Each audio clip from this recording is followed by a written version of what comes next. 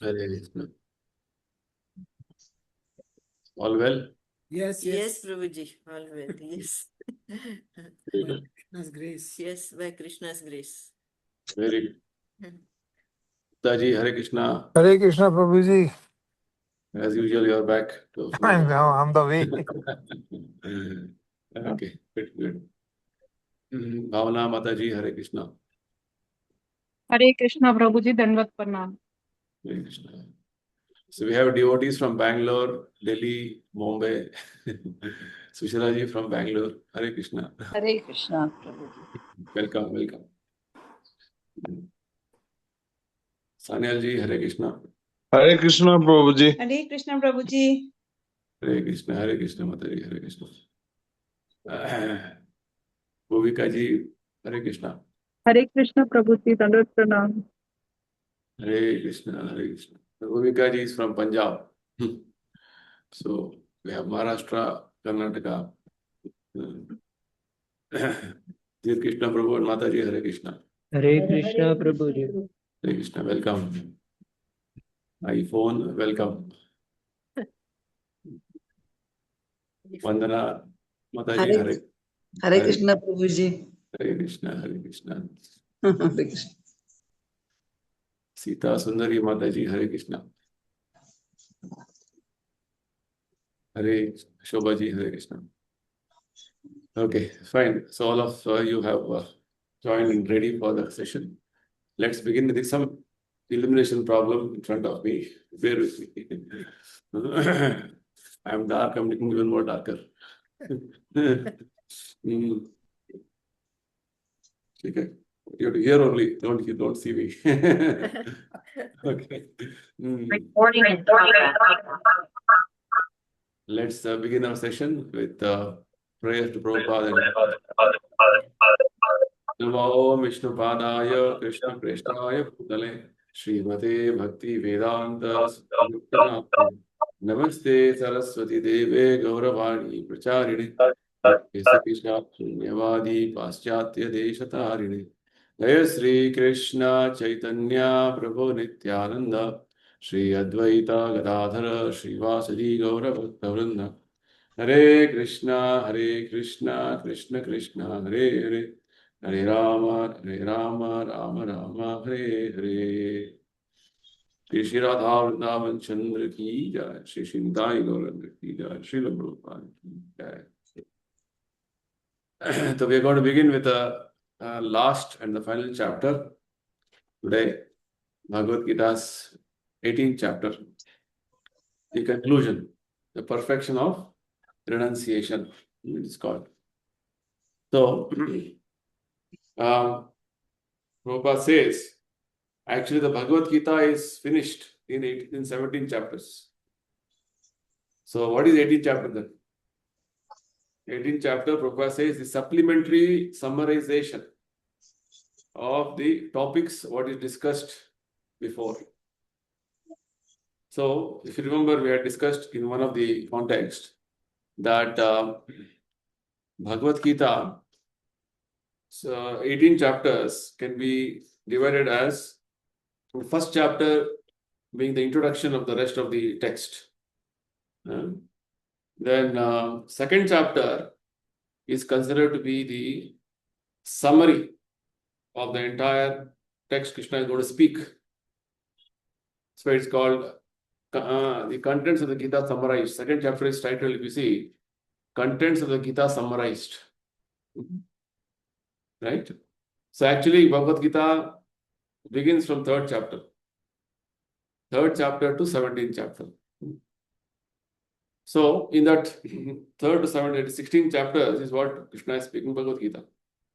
So, 18th chapter, as Prabhupada says, is the supplementary summarization. Means, whatever Krishna has spoke, again he is summarizing towards the end. So that, we don't forget the message. Message is very clear. Many times we hear something, understand something, and finally, what is the conclusion? No clarity. So very wonderful way of presentation Krishna has made. It's like when we begin a meeting in the modern day context also, we have an agenda for the meeting, 1, 2, 3, 4. right? And we discussed those agenda points and various aspects are elaborated. And towards the end, again, you conclude. That's why Prabhupada is writing the 18th chapter as the conclusion. Conclusion, perfection of renunciation. Okay. Okay. So now let's begin with the text itself. The chapter begins with a question. Two questions of Arjuna, actually. Arjuna Uvacha Sanyasasya Mahabaho Tattvamichhami Veditum Tyagasya cha Rishikesha Prithak Keshi Nishudana. So Arjuna is asking, Mahabahu is telling Krishna, O mighty armed one, I wish to understand what is Tyaga, Tyagasya, what is renunciation, Tyaga, right? And what is renounced order of life, Sannyasa? Two words are there. What is Tyaga? What is Sannyasa? What is renunciation? What is renounced order of life? Right? Tyaga means giving up everything. And that state of life wherein you have given up everything, that is called sannyasa, renounced order of life. Right? So Arjuna's questions are very simple. What is sannyasa? What is tyaga? Right? And he is addressing Krishna in three adjectives.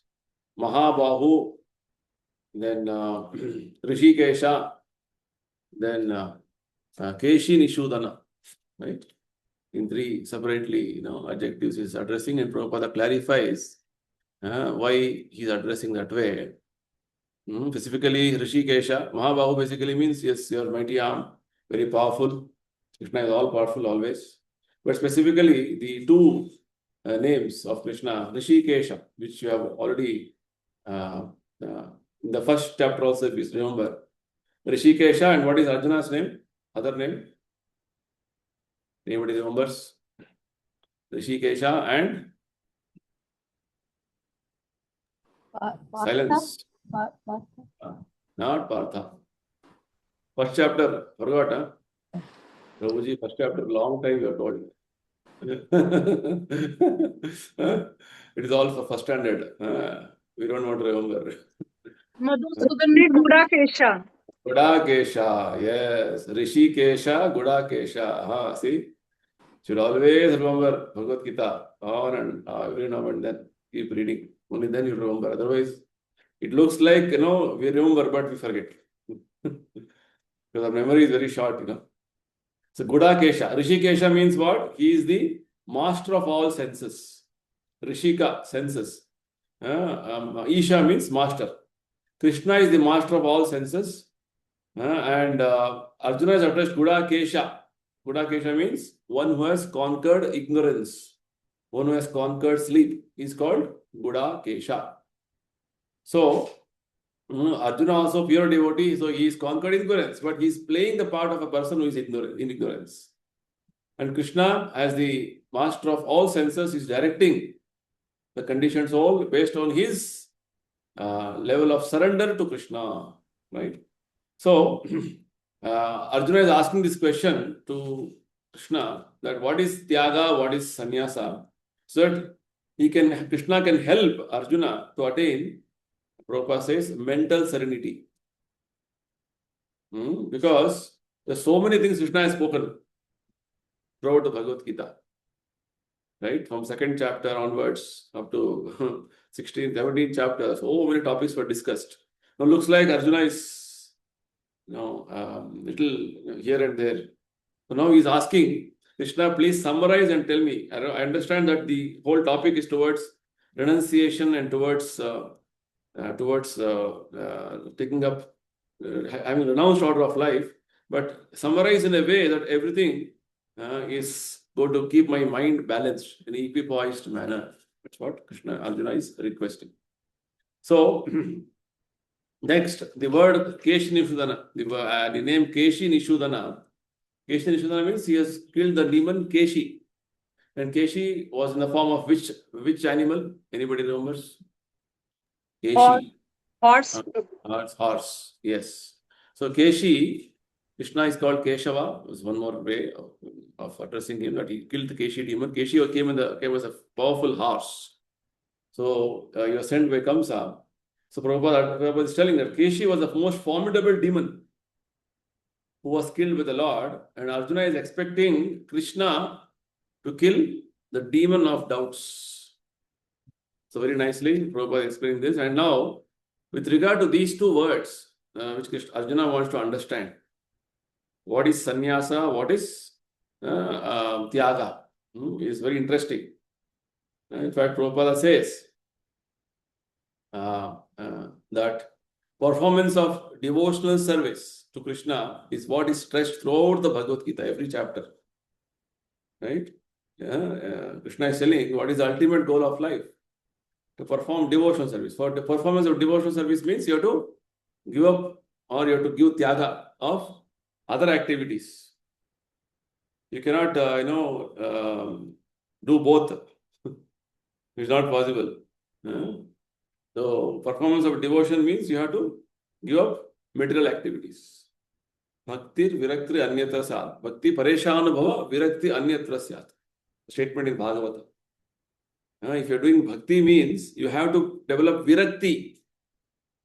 Virakti means again the mood of renunciation or the tyaga feelings towards anyatra. Anyavilashita shunyam. Rupa Goswami says. Other abhilasha is zero. Only one abhilasha of serving Krishna is there.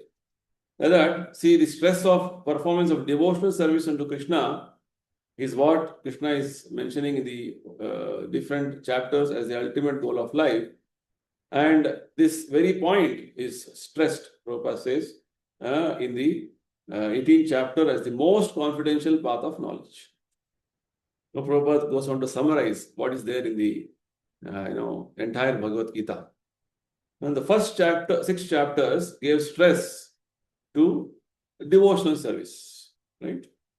Krishna gradually developed the concept of karma yoga, then the divya jnana required to perform that karma yoga. And finally, Krishna concluded that yogina api sarvesham, of all the yogis or transcendentalists, one who always keeps Krishna within his heart is the best. Right? It is the first 6 chapters. Right? So every chapter Krishna is stressing on the devotional service in different ways. How gradually from your own activities you can perform devotion, and in what is known as karma yoga, Krishna was stressing. And in the middle 6 chapters, specifically, Krishna was talking about himself, because to whom you have to develop devotion? To Krishna. And how to perform devotional service, what is a pure devotional service, what is its nature, what are the various aspects of devotional service was discussed.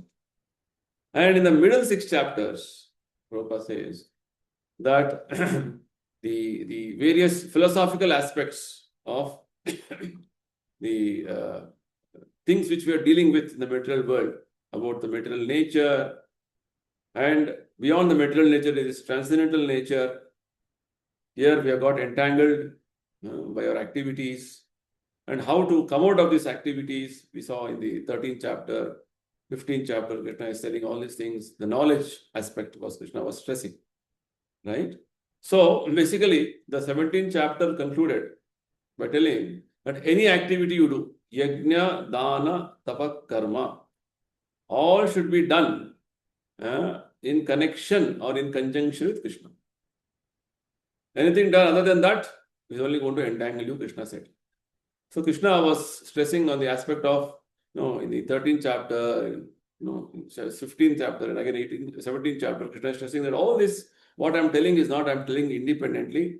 This is all what is mentioned in the Shrutis, Vedas, especially Brahma Sutras or Vedanta Sutras, but all the previous authorities, great sages have confirmed this.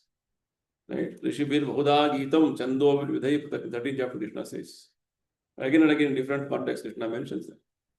So, like this, Krishna is very categorically stressing on the aspect of devotional service.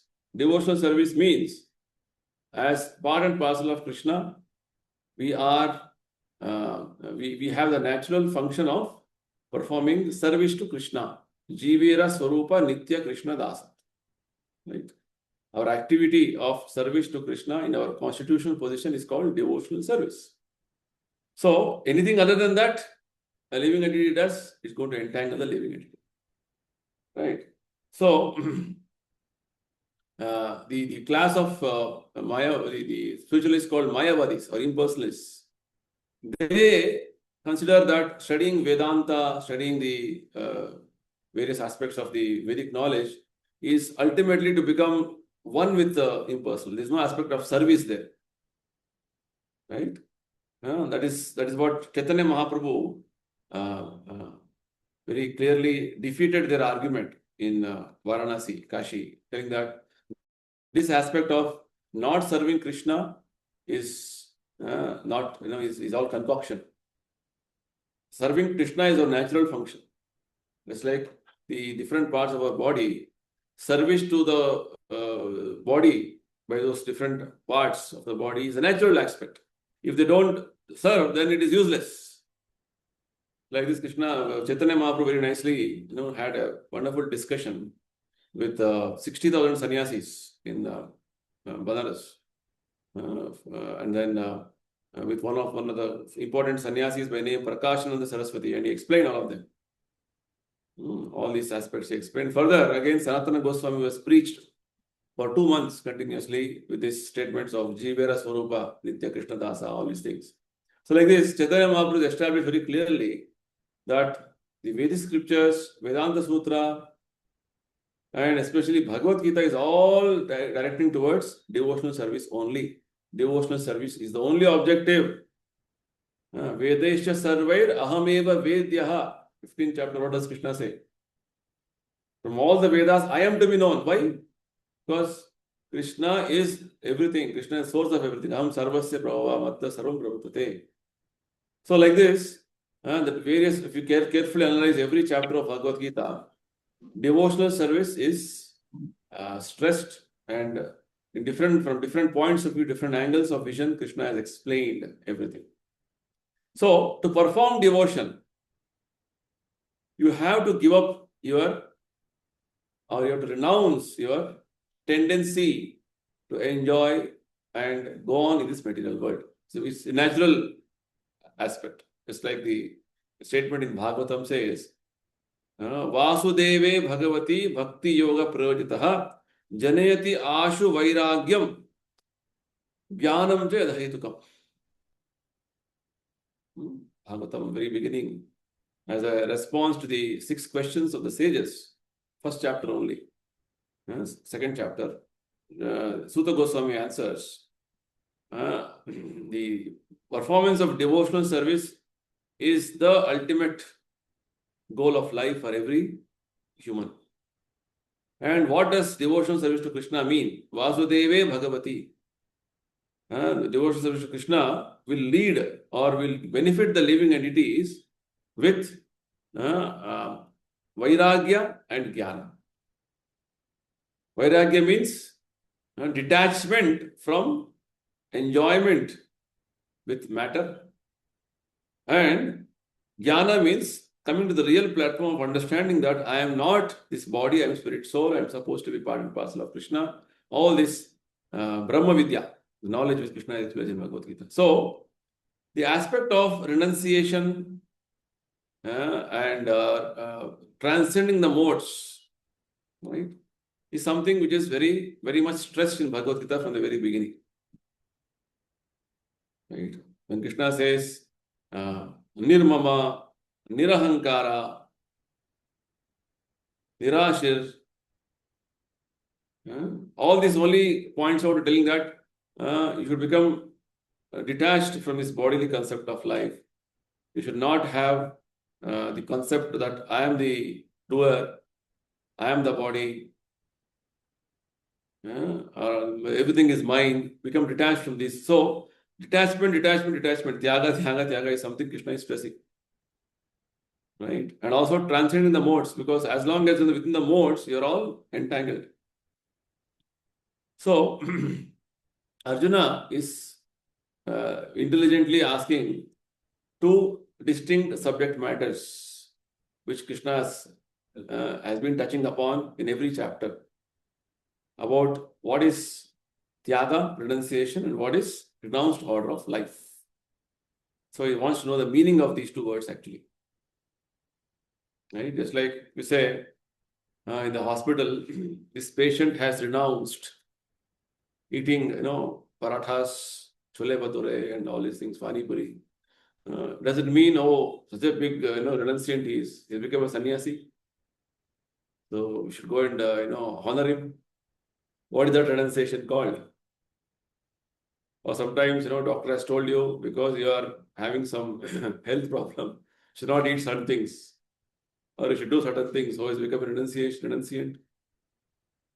Right? Or sometimes, doctor says there's some irritation in your some follicles, hair follicles, should bald your head.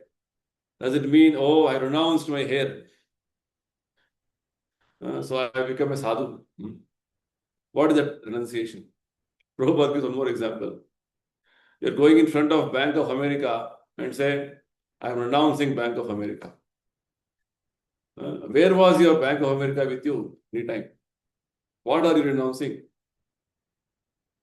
So the spirit of renunciation and the renounced order of life is something Krishna has been talking again and again in different chapters in different ways.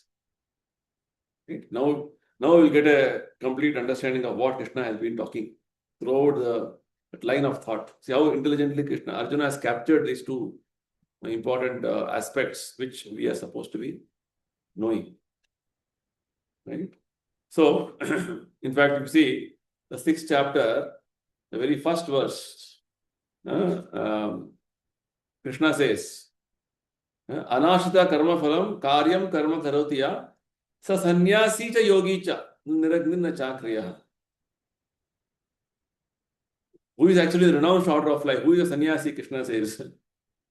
Who is unattached to the fruits of his work, who works as is obligated.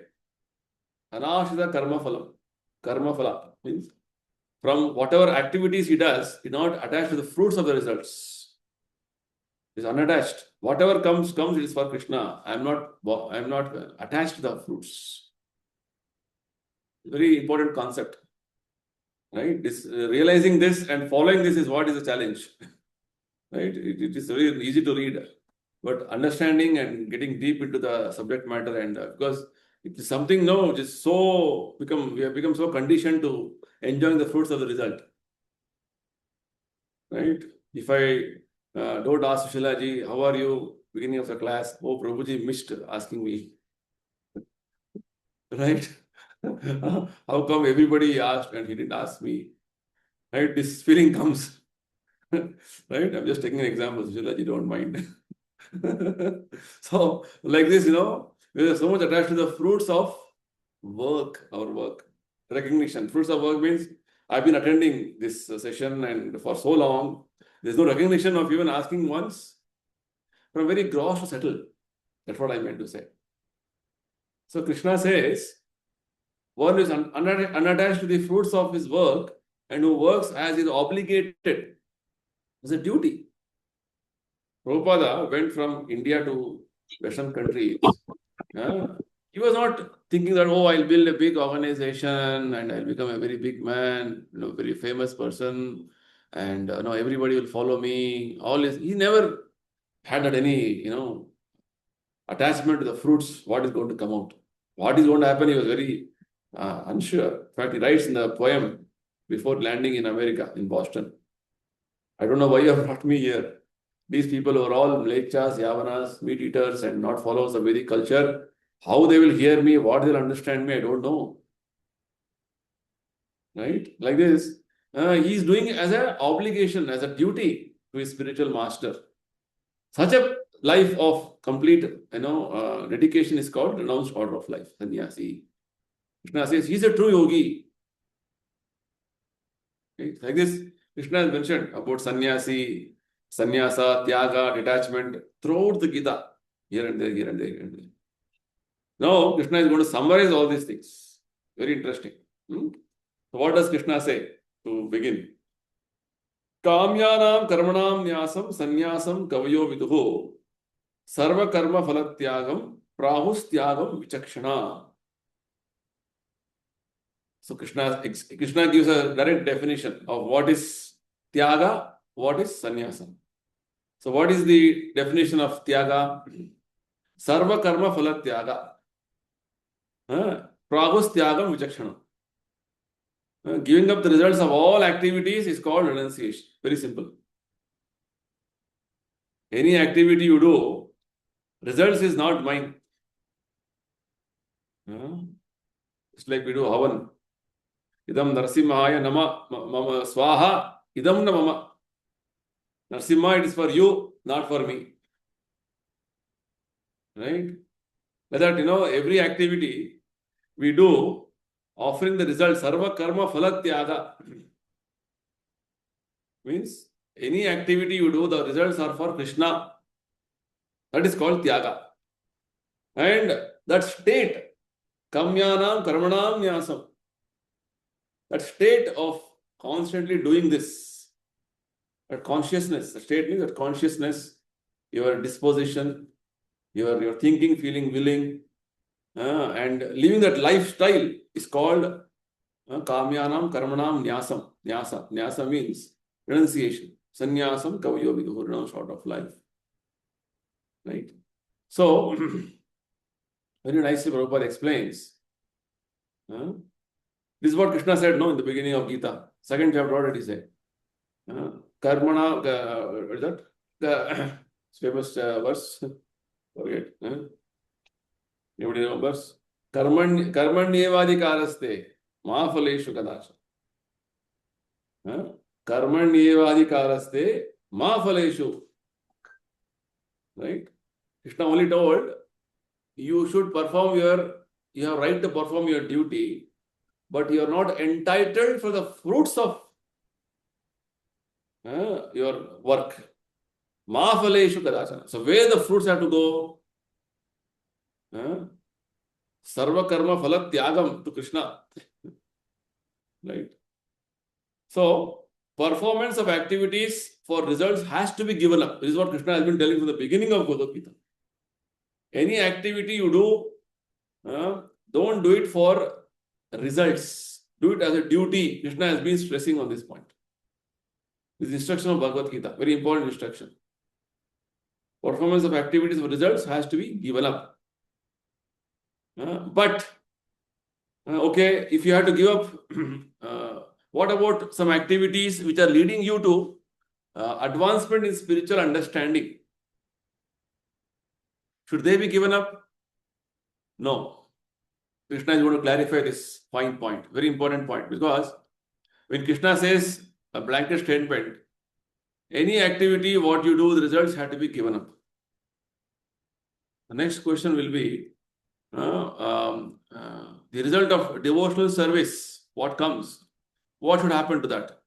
Yes, that you don't desire it, but Krishna will bestow upon you as a mercy. That's what Prabhupada is going to clarify as we move forward. So, basically here, what Krishna meant to say is that there are some karma kandiya activities. Karma kandiya means I perform an action or a ritual or a performance of a sacrifice with the expectation of some result. Just like there are yajnas which are called as putra kameshti yajna. You perform this yajna means people, a couple who don't have children, they'll get children. They want to have a son, they will have a son. Or I will perform this yajna because I want heavenly pleasure. Right? That's like Krishna mentioned in the second chapter also. Right? So, like this, there are many recommendations in the Vedic scriptures which are telling you that if you do this, you will get this. If you do this, you will get that. Kamatmana Swargapara Janma Karma Phala Prada. Vedavada Radha, they are called. So, like this, there are many recommendations in Vedic scriptures of performance of various rituals, various activities. They are called karma kandiya, which means you do this, you will get that. In the modern day context, if you invest in this type of a mutual fund or a stock, you will get this much return. You do this, you will get that. That's the way. Right? It's with a fruity mentality, basically. With a fruit. Oh, if I do this, I'll get this. With the hope that I'll get a better enjoyment of my senses in the future.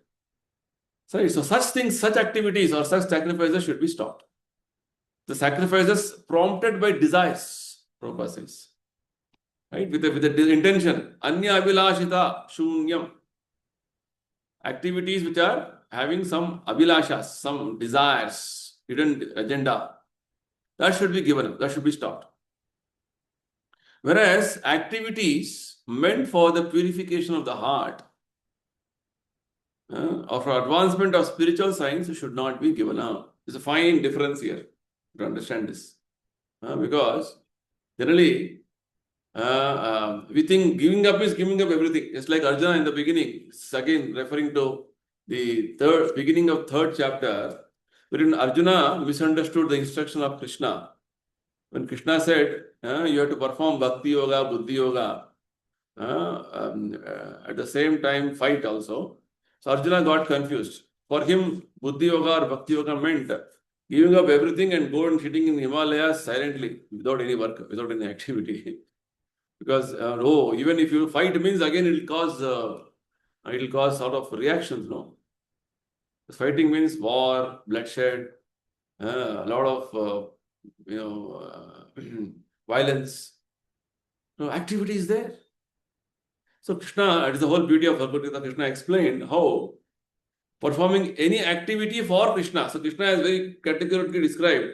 One is karma, one is vikarma, one is akarma.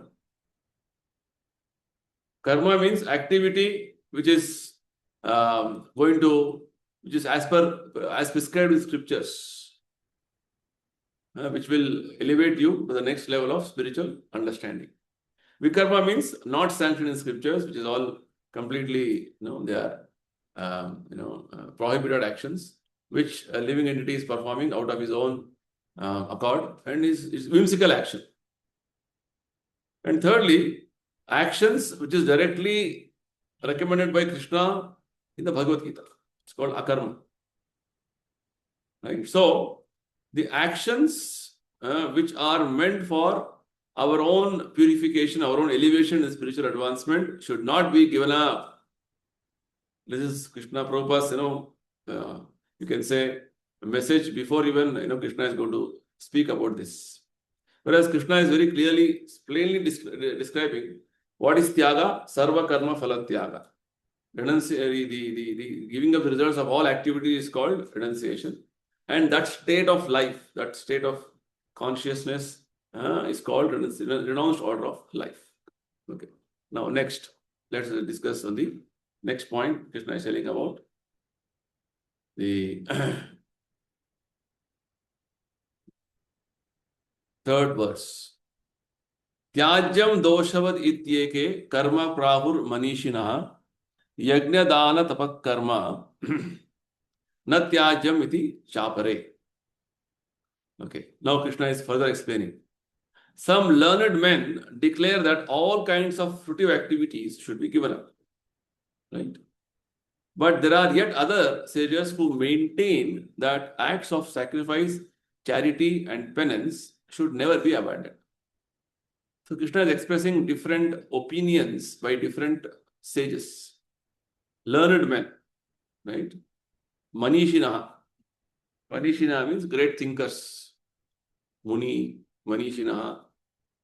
Some thinkers, great thinkers say, some learned men say, any kind of fruitive activity means activity intended with some results.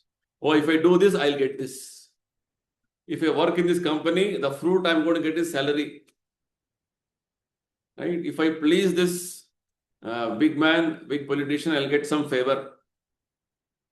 Right? Like this, any activity, it is done with the intention, or as Prabhupada says, actions prompted by desires.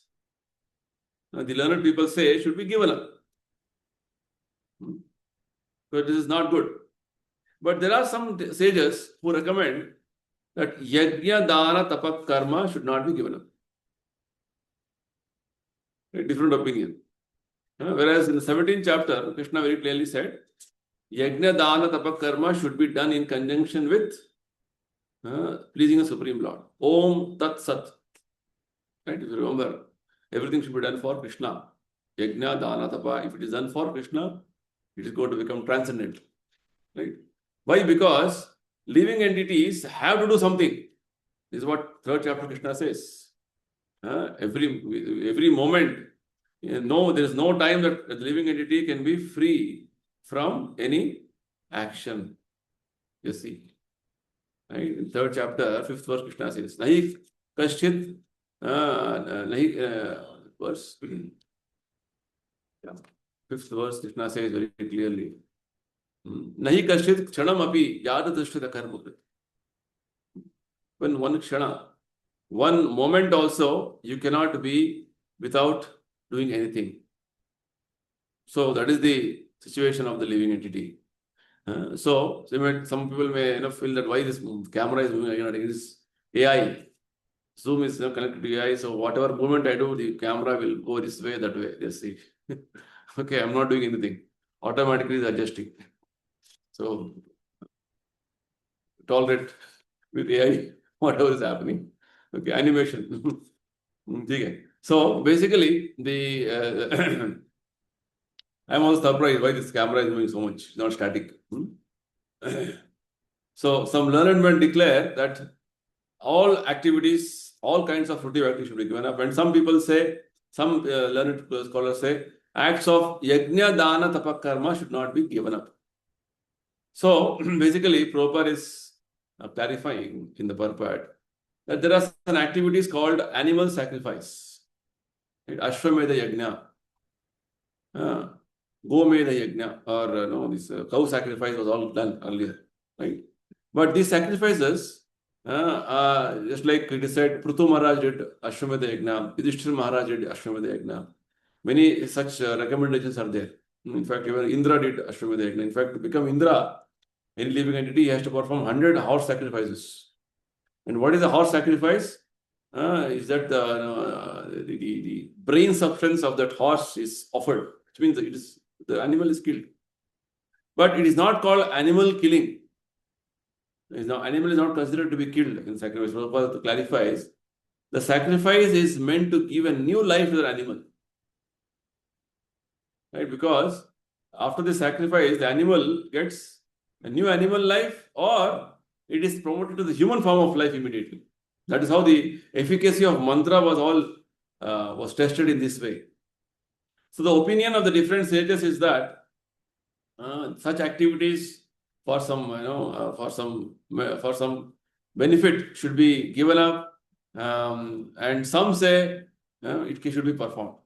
Now Krishna is going to give his opinion. Right? Now fourth verse, if you see, Krishna says, Nishchayam shudume tatra tyage bharata sattama tyago hi purusha vyagra trividha samprakirtitaha. Now Krishna is addressing Arjuna as Vyagra. Vyagra means tiger. Tiger among men. Oh, tiger among men. Hear from me about renunciation. What is a definitive answer I'm going to give you? Nishchayam. Certainly, I'm going to give you the proper understanding. And the scriptures say there are three kinds of renunciation. How three kinds? Based on three modes.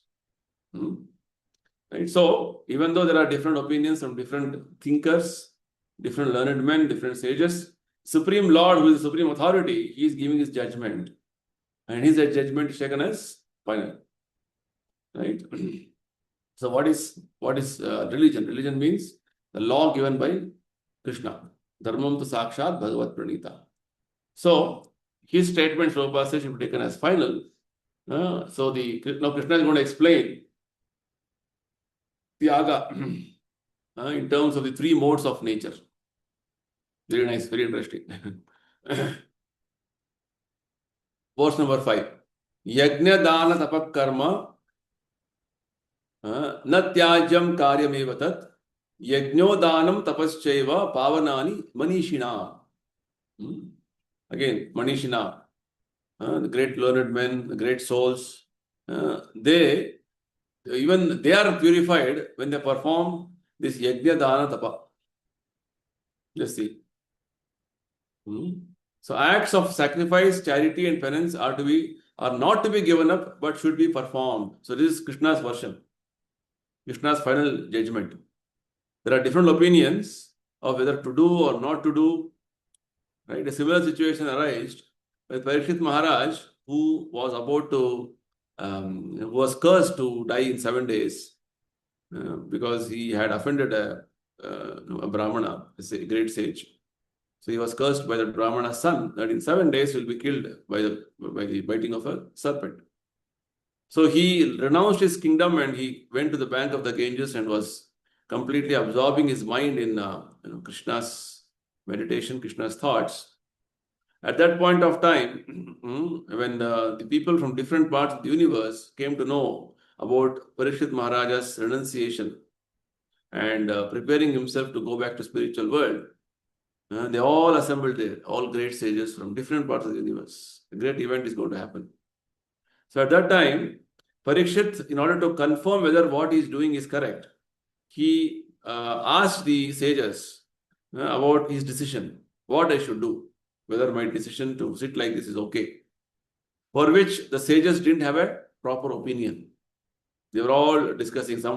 Somebody said something, somebody was saying something. There was no one consensus. There was no one voice. That's the time when Shukdev Goswami walks in. Shukdev Goswami was only 16 years old, very bright, effulgent, transcendental personality. So he walks in, then everybody is stunned and everybody is silent, and then they all respect him. He is given a presidential seat. And then everybody bows down to him and then sits down, and Parikshit asks him the same question. I'm about to die. I'm on the verge of death. What is that I'm supposed to hear? What is that I'm supposed to chant? What is that I'm supposed to do? Parikshit asks the question. For which Shukdev Goswami answers, Tasmad Bharata Sarvatma Bhagavan Ishvaro Harihi Shrotavya Kirtitavyascha Chaichatam Bhayam Abhayam. My dear king, who is the descendant of Bharata dynasty, you should always remember, glorify, chant the names of that Supreme Lord who is Bhagavan, Ishvara, Harihi. This is the conclusion. This is the answer he gives. Later on he elaborates on that point. So, what I'm telling here is to just see the parallel of how there was, of course, even among great sages, great thinkers, there's difference of opinion. It's like when you have some health problem, you go to doctors, one doctor, second doctor will differ opinion. Allopathy will differ from Ayurveda. Ayurveda will differ from homeopathy. Even allopathy doctors also differ. That test you do, this test you do, still not able to find out what is what. You go on going in circles. That's how it is. Whereas Krishna gives a final version here. Acts of sacrifice, charity, and penance are not to be given up, but should be performed. Right? And why? Because they purify even the great personalities, great sages. How it is so? Prabhupada explains. He says, the practitioners, sadhakas and yogis should perform acts for the advancement of human society. He gives an example of marriage ceremony. There are so many sanskaras in human society. Sanskara means it's a sacrifice again. So sanskara, like vivaha yajna, sacrifice, is something which is meant. What is the purpose of vivaha yajna? Prabhupada says, vivaha yajna, marriage is meant to regulate the human mind to become peaceful for spiritual advancement. It's a must. Prabhupada says, everybody should be encouraged to marry. Otherwise, without marriage, live-in relationship, or boyfriend-girlfriend relationship, all this is going to spoil their mind, and the purpose of spiritual advancement is hampered. The purpose of human life is to Brahma Jigyasa and achieve Brahma Sakshatkara and go back to spiritual world. So, the purpose of marriage ceremony is meant to regulate the human society or human mind to become peaceful for spiritual advancement. And any sacrifice which is meant for the human welfare, ultimate human welfare, spiritual welfare should not be given up. That's what Krishna is telling us here. So Prabhupada says, a sannyasi who has given up everything, family, connection, and sort of life, for him, no family, nothing. He is engaging in performing marriages. Like Prabhupada, when he went to America, initially he performed marriages of his own disciples. Because at that time when Prabhupada went there, all of them were living like boyfriend, girlfriend. Right? Prabhupada said, nothing doing, you have to marry. So why? Because Prabhupada knew without Vivaha Yajna, they cannot continue in their spiritual life. Right? So, a prescribed sacrifice which is meant to advance in your spiritual life should never be given up. That's the whole the message which Prabhupada is trying to give us in this verse. Right? So, even though externally it may look like entanglement, all these things, but it has a purpose. If you don't understand the things properly, understand the purpose behind it, then it will be entanglement for you, a burden for you. Understand the purpose, the human psychology behind everything, then it has the right approach. So Prabhupada says, this marriage ceremony should be encouraged in the human society because people mostly are all addicted to sense gratification. At least it will regulate their minds, make their minds peaceful for spiritual advancement. Similarly, charity also is meant for purification of the heart.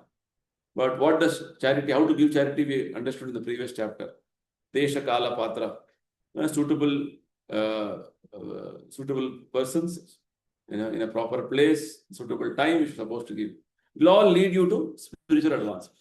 So Yajna, Dana, Tapa, that is sacrifice, charity and austerities should be performed for our spiritual advancement. Krishna explains further in 6th verse.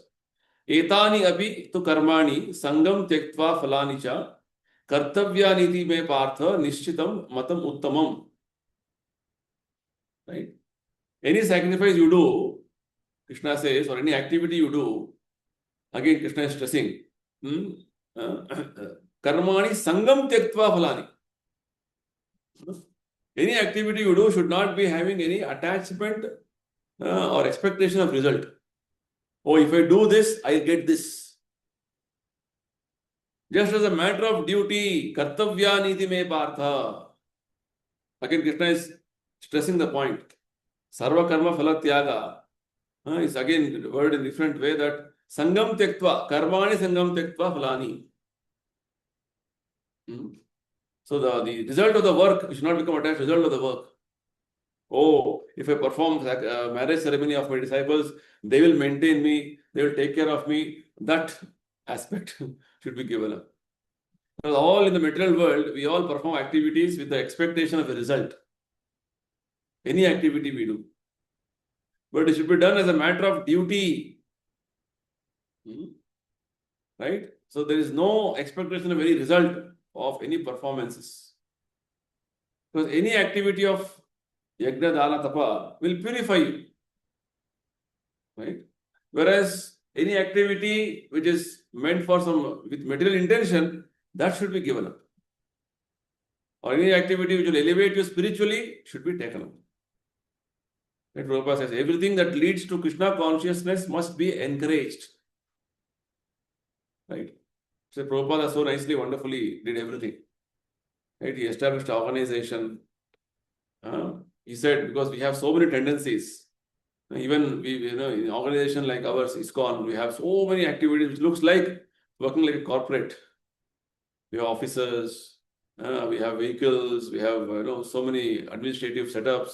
Looks like an office, but because Prabhupada said, because you're doing it for Krishna, and our Krishna consciousness is getting enhanced with every aspect of doing any of these activities, it should be encouraged. Because of which Krishna consciousness is able to spread in a big way. Right? So Prabhupada adopted these principles from outside world and he dovetailed them for advancement in Krishna consciousness. Right? So any activity which leads to devotional service should not be given up should be accepted.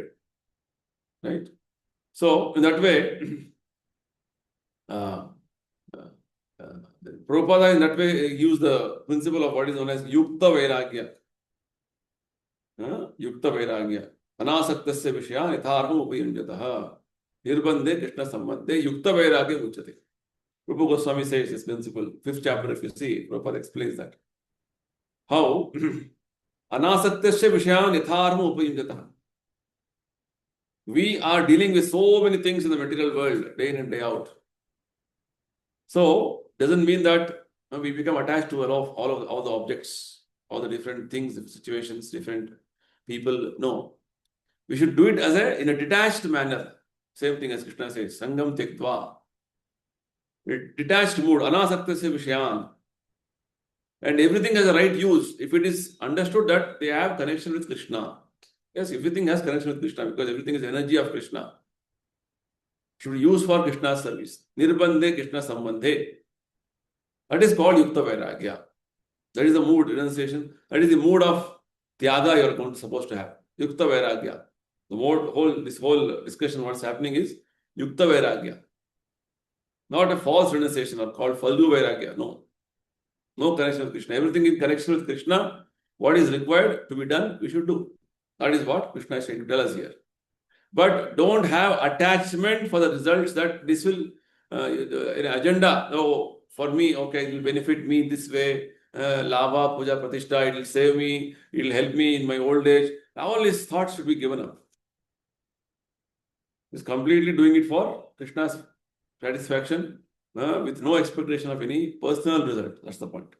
Now, under three modes, how it functions, Krishna explains. First, Krishna explains the mode of ignorance, tamoguna. Niyatasya tu sannyasah karmano novapadyate moha tasya parityaga tamasa parikirtitaha. So here Krishna says, sometimes people renounce prescribed duties only. They don't want to even perform. Just like the Mayavadis. They renounce everything. Oh, touching money, oh, Maya. So, if by illusion one gives up prescribed duties, such renunciation is said to be in the mode of ignorance. So Prabhupada explains. He takes the example of cooking. Right? Cooking for oneself is prohibited. But cooking for Supreme Lord and offering the food to Krishna and taking the prasadam is not prohibited. Right? A sannyasi is not supposed to cook for himself. Na niragdir na chagriya, 6th chapter again you see. Right?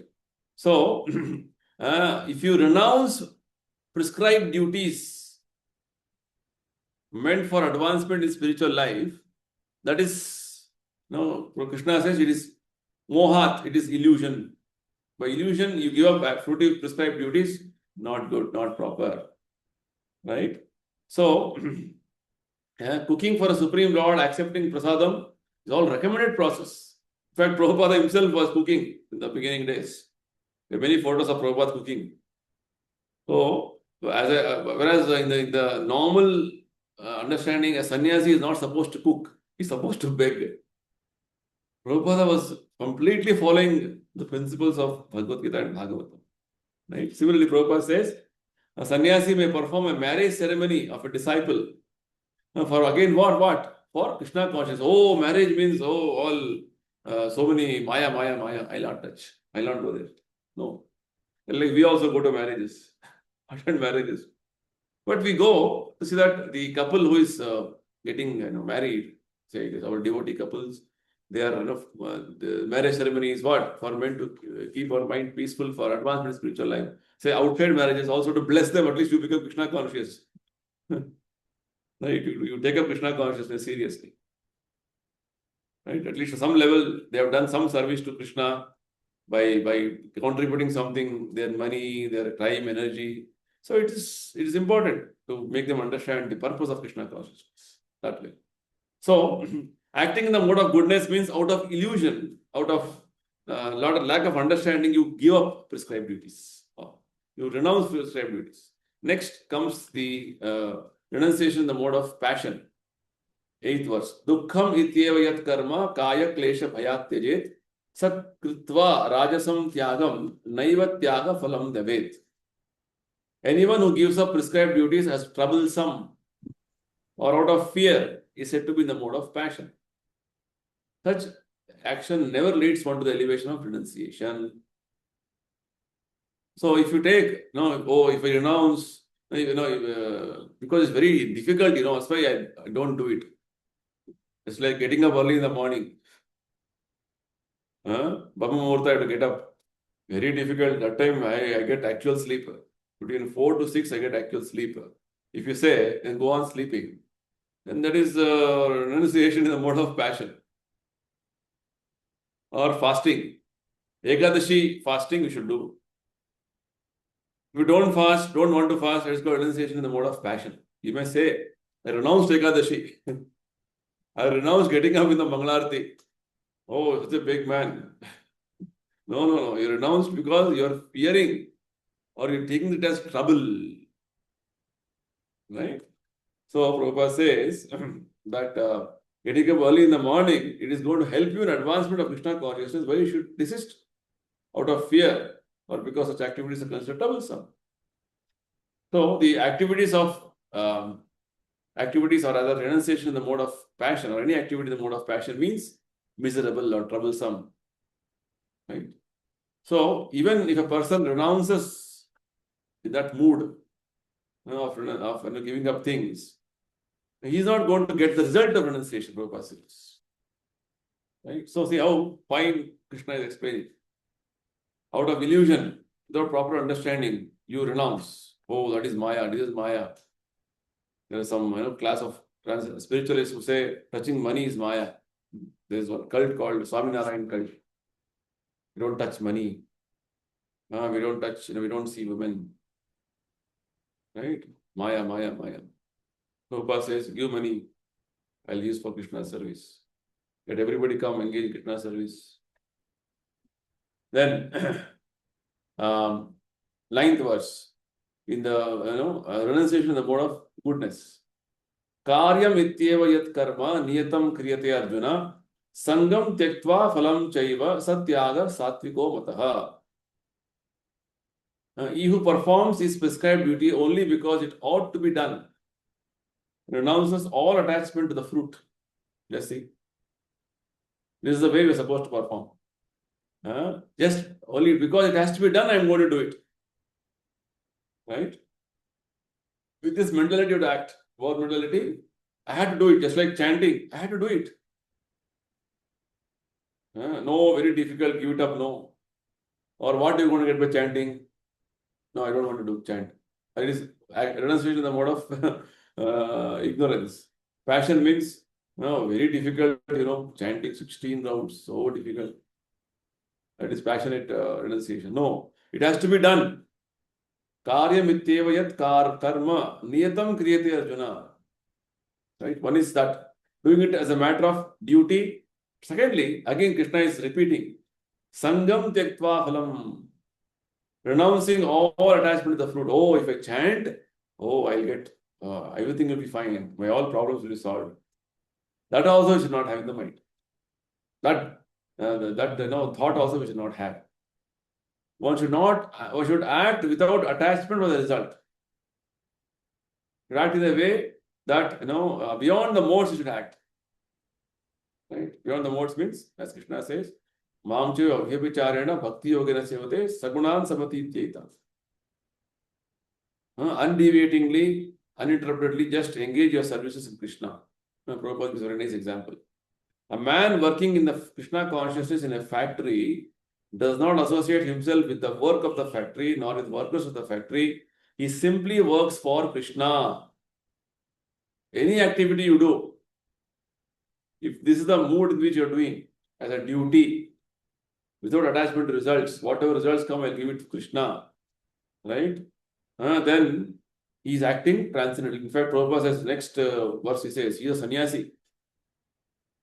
All the practitioners of Krishna consciousness are sannyasis, actually, real sannyasis. That is the state of consciousness they have.